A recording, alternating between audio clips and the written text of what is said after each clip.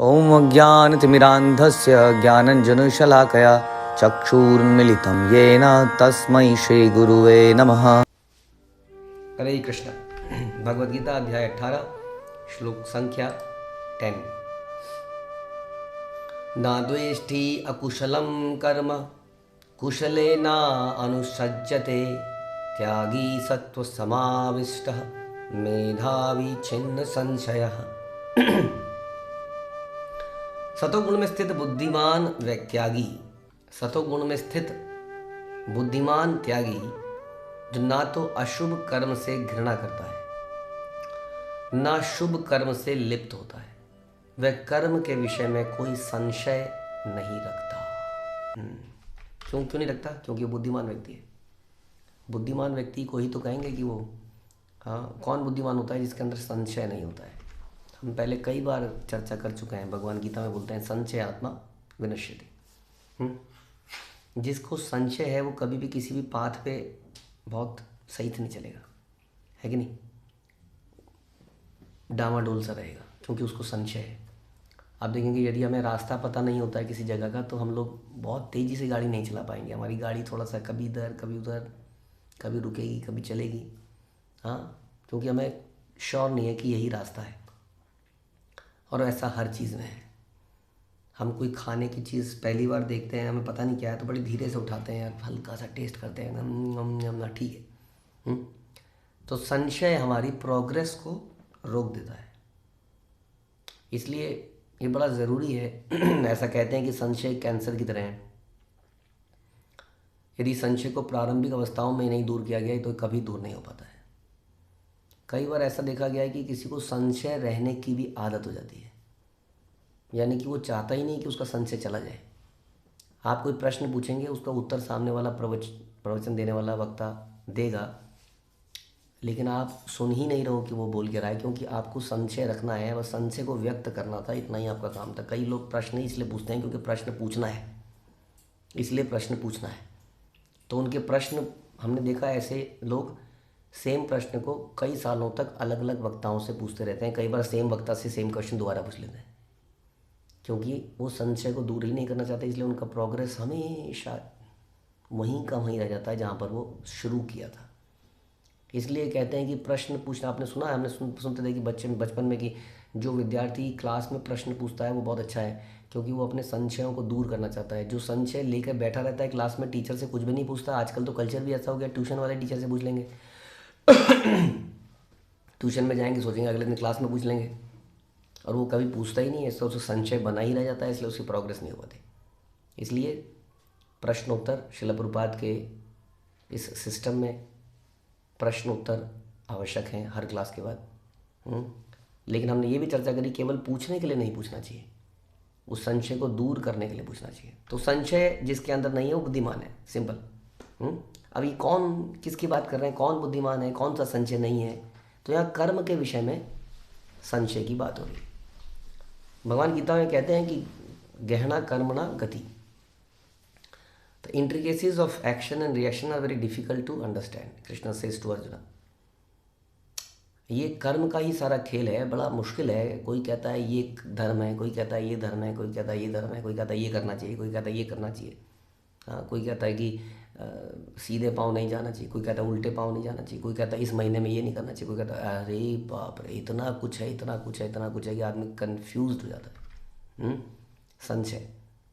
लेकिन वास्तव में अब जानते हैं कि संशय है नहीं इतना जितना कि दिखता है। संशय किसके जीवन में रहता है?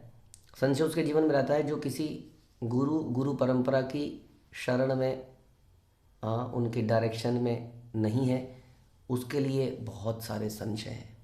उसी तरह से क्लास में भी, कहीं पर भी यदि आप किसी की शरणागति हो जाते हैं किसी टीचर के, तो सारे संशय दूर कर देता है, नहीं तो सारे संशय बने ही रहते हैं। इसलिए ये बड़ा ज़रूरी है, क्योंकि रास्ते बहुत सारे हैं। कोई सही रास्ते भी हैं, कोई गलत भी हैं, कोई लॉन्ग हैं, कोई शॉर्ट हैं, कोई मेरे अनुकूल नहीं है। ये सारे डिसीजंस, ये सारे कौन बताएगा हमें? तो हमें एक्सपीरियंस्ड गुरु बताते हैं। उपदेशन्ति ते ज्ञानम ज्ञानिनस तत्वदर्शिना, because they have seen the truth.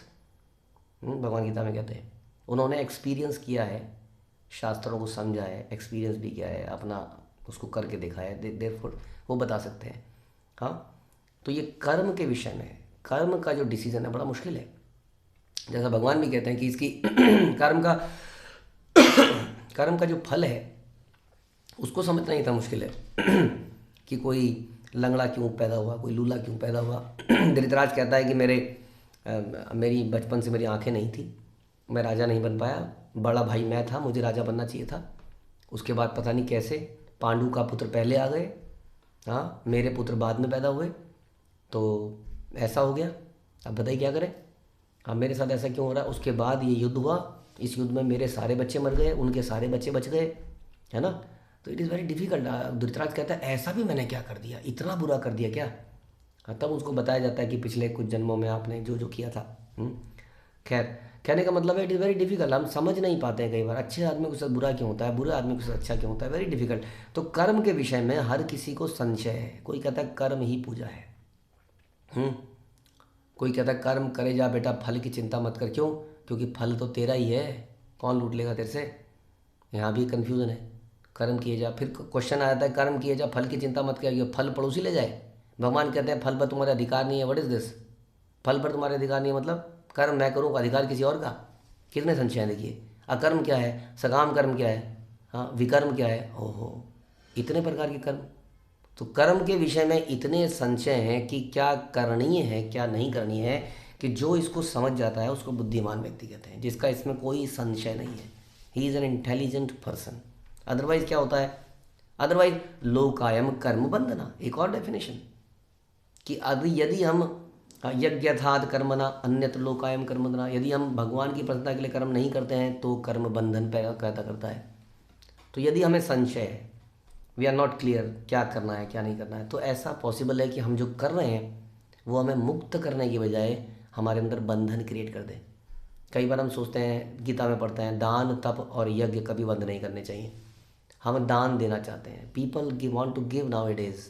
हाँ, जो थोड़े से भी सतोगुणी व्यक्ति होते हैं वो देना चाहते हैं, बट उन्हें ये ज्ञान ही नहीं है कि देना कहाँ है। अभी देना भी एक कर्म है, टू गिव, हाँ, ये कर्म है। अब इस कर्म को कैसे किया जाए, ये भी कला है, ये भी ज्ञान है, इसको भी गुरु से समझना पड़ेगा। नहीं तो क्या होगा, हमने तो दान दिया मुक्त होने के लिए, लेकिन उस दान ने मुझे बंधन क्रिएट कर दिया, मेरे मेरे मेरे मेरे पास कुछ पॉजिटिव रिएक्शन जनरेट कर दिए। समझते हैं आप इस बात को। रजोगुण के अंदर किया गया दान, तमोगुण के अंदर किया गया दान, कुछ पॉजिटिव रिएक्शन मिलेंगे। यानी कि मैंने तो मुक्त होने के लिए दिया था, लेकिन क्योंकि मैंने सही पात्र को सही समय पर दान नहीं दिया, इसलिए क्या हो गया, उसका फल मुझे मिला, मुझे अच्छा जन्म मिला अगले जीवन में, और बड़े रईस पैदा घर में मैं पैदा हुआ, ये स्वर्ग में मैं चला गया इत्यादि। लेकिन ये तो पर्पज़ नहीं था मेरे करने का, लेकिन बंधन क्रिएट हो गया। हाँ, ये भी एक डाउट हो गया, संशय हो गया। तो क्या करें, दान दें ना दें, किसको दें क्या दें, ये सारे कन्फ्यूज़न संसार में है। हाँ, इसलिए जानना बड़ा ज़रूरी है कि सतोगुण दान क्या है, तमोगुण दान। इससे पहले हमने सुना कि त्याग, कौन सा सतोगुणी त्याग है, कौन सा तमोगुणी त्याग है, कौन सा रजोगुणी त्याग है। हाँ, इसलिए बता रहे हैं कि जो सतोगुण में स्थित बुद्धिमान त्यागी है, उसको सतोगुण में स्थित तो होना ही पड़ेगा, क्योंकि रजोगुण में और तमोगुण में उसकी बुद्धि पर इन्फ्लुएंस हो जाता है प्रकृति के इन गुणों का।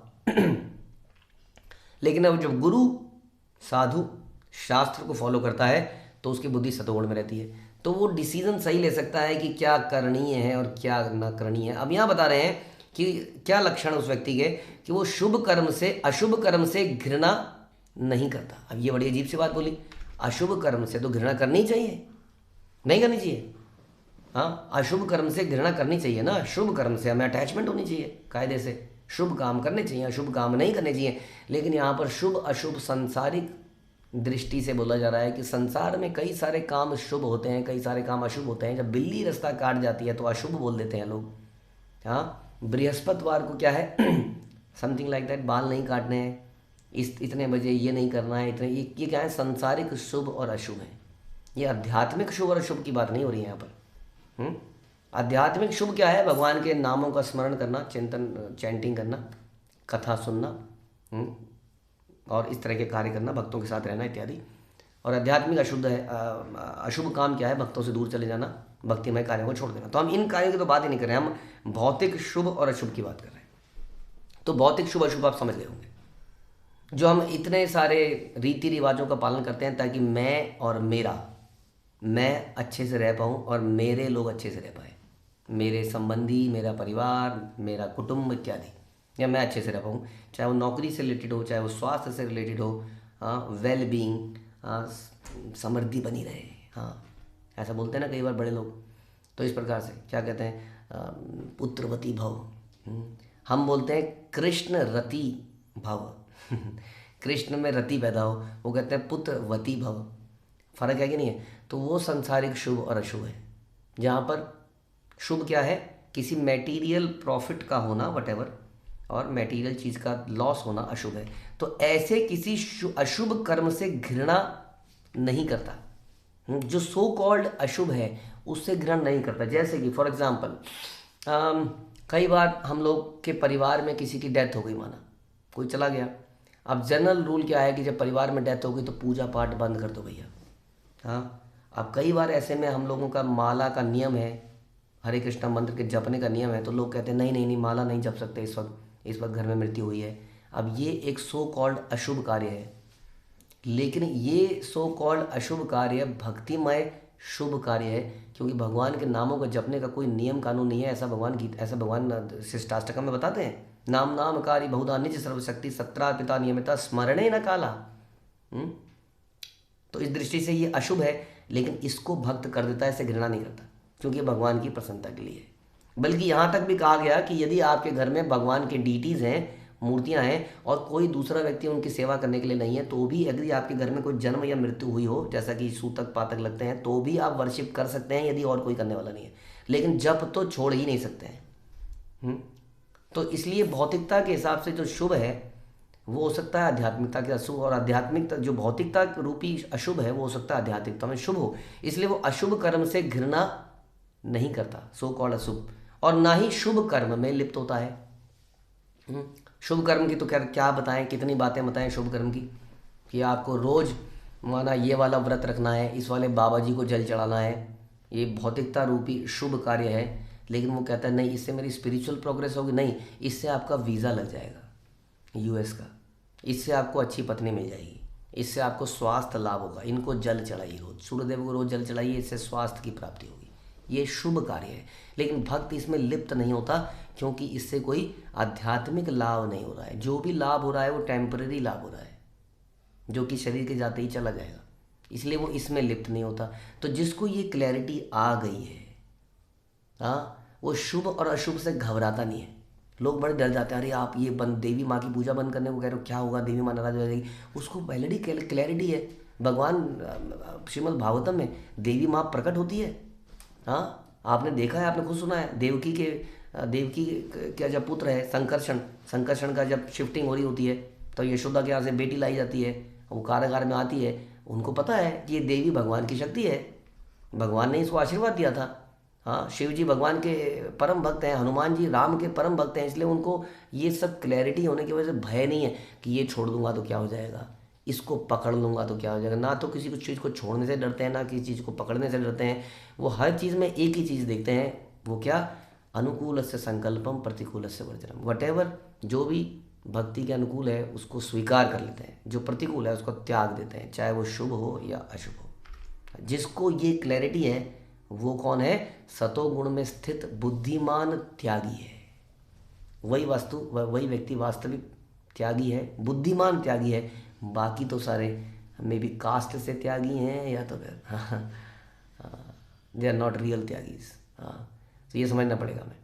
ये बड़ा इंपॉर्टेंट डेफिनेशन है कि क्या करनी है क्या नहीं करनी है। ऑल तो यहाँ पे बहुत डिटेल में नहीं बताया, लेकिन इतना जरूर बताया कि शुभ और अशुभ, हाँ, सांसारिक डेफिनेशंस हैं। हर चीज़ शुभ और अशुभ हमें देखनी चाहिए कि वो स्पिरिचुअलिटी, हमारी आध्यात्मिकता को बढ़ाने के लिए, भगवान से हमारे रिलेशनशिप को बढ़ाने के लिए, भगवान से हमारे प्रेम को बढ़ाने के लिए फेवरेबल है, अनुकूल है या प्रतिकूल है, और उसके अनुसार ही कर्म का चयन करना चाहिए। हरे कृष्णा। श्रील प्रभुपाद की जय, भगवद गीता की जय।